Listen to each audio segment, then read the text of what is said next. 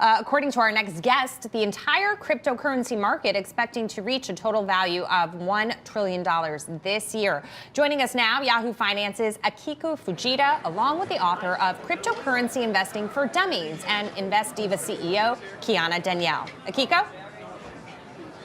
Hi there, Jackie. Yeah, I am joined by Kiana Danial here on the floor. And Kiana, I want to pick up on a conversation that we had with an earlier guest about where Bitcoin is moving right now. We're seeing it trading at roughly $3,850. You say that there's more downside. $1,380 is your call. What do you think is going to further drag down the price? Well, I think it's just a lack of bullish momentum and the people who are taking off the market because they're scared of all the scams, rightfully. And the reason why I'm seeing this floor as the support that the Bitcoin price is going to go down to is because this is one of the longest support, previous resistance levels for Bitcoin for the longest time in the past 7 years before the 2017 bullish movement happened.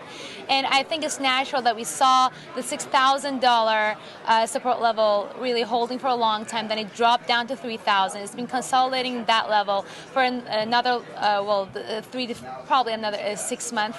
And then I think it's just natural for it to go further down to its really where it's supposed to be, the support level that it's been for the longest time, and then we might see the bullish movement come back to the market.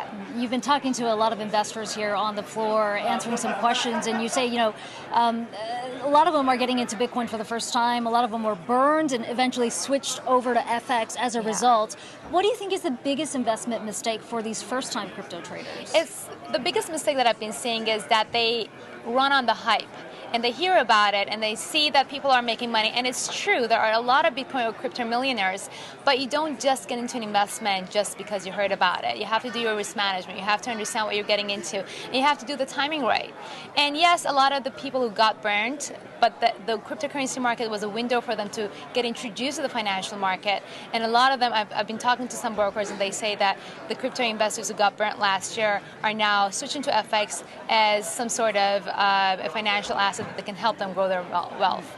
You just wrapped up a session here talking about the correlations you see between FX trading and crypto trading. With fiat currencies, we always look at a cross, whether it's the dollar yen, the dollar euro.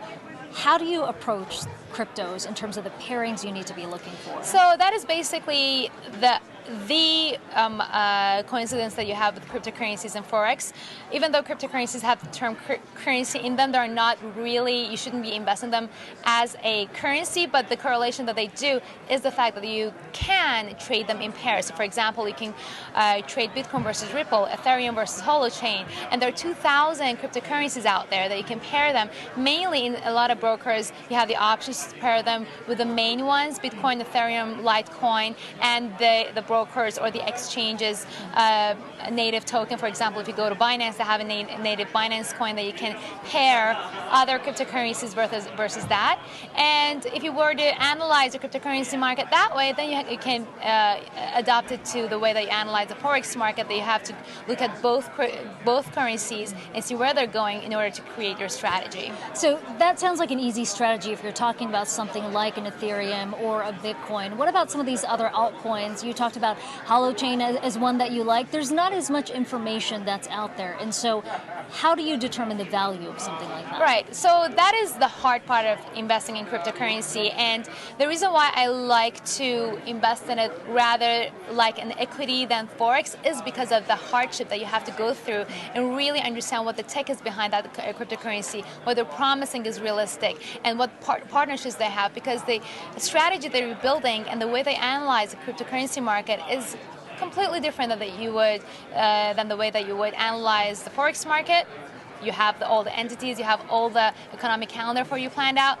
The way that you analyze the stock market, again, you have all the data, there's a system. With crypto, there is none.